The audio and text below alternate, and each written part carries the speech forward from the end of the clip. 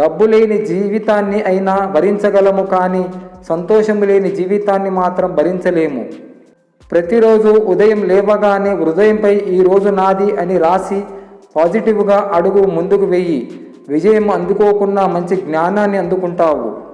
నీతి నిజాయితీతో బతికే బతుకులో రాజసం ఉంటుంది. ఎందుకంటే ఎవరి కాళ్ళు పట్టుకోవలసిన అవసరం ఉండదు.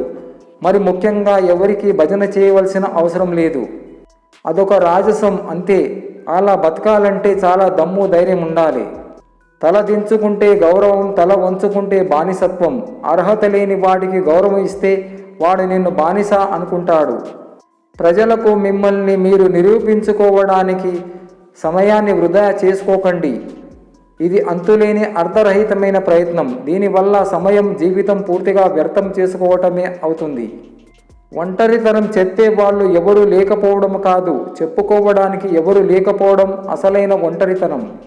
గొడవలు పడని బంధాలు అందమైనవి అయితే, గొడవలు పడిన విడిపోని బంధాలు అద్భుతమైనవి. ముగింపబడే ప్రతి బంధం మోసం వల్లే అయి ఉండాల్సిన అవసరం లేదు. ఒక్కోసారి ఇంకొకరి సంతోషం కొరకు కూడా బంధం ముగించవలసి వస్తుంది. వెతికితే రాముడు లాంటి దేవుడు దొరుకుతాడేమో, కానీ హనుమంతుడు లాంటి భక్తుడు దొరకడం కష్టం. కళ్ళు తమని తాము నమ్ముతాయి, చెవులు ఇతరులను నమ్ముతాయి. సుఖానికి పిలుపు లేకపోయినా బాధలకు పలకరింపు అవసరం. బుద్ధి ఇంద్రధనుస్సులోని రంగుల్లా అందంగా ఉండాలి, కానీ ఉసరివెల్లిలా సందర్భానికి తగినట్టు రంగులు మార్చకూడదు.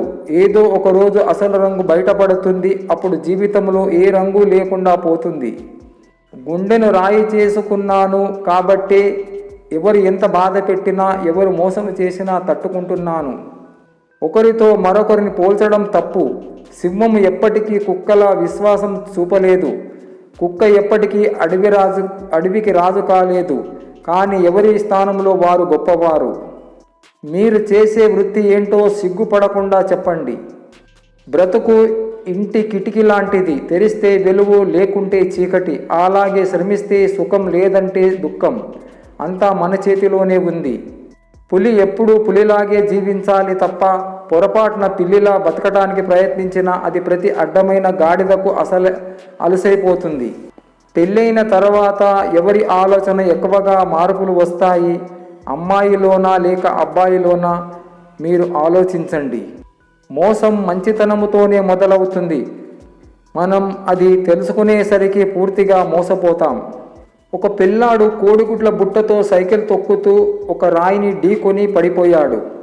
గుడ్లన్నీ పగిలిపోయాయి. జనం గుమిగూడారు. సైకిల్ నడిపేటప్పుడు జాగ్రత్తగా ఉండాలి, సున్నితమైన వస్తువులు ఉన్నప్పుడు అప్రమత్తంగా ఉండాల్సింది, ఇలా ఉచిత సలహాలు ఇచ్చారు. సమూహముల నుంచి ఓ పెద్ద ఆయన వచ్చి, అరెరే గుడ్లన్నీ పగిలిపోయాయే, పాపం వీడి యజమానికి ఏం సమాధానం చెప్పుకుంటాడు? ఇదిగో బాబు, ఈ 10 రూపాయలు ఉంచుకో, చూస్తుంటే ఇక్కడ అందరూ మంచి వాళ్ళలాగే ఉన్నారే అంటూ వెళ్ళిపోయాడు. అప్పుడు అక్కడ ఉన్న జనాలందరూ తలో 10 రూపాయలు ఆ పిల్లోడి చేతిలో పెట్టారు.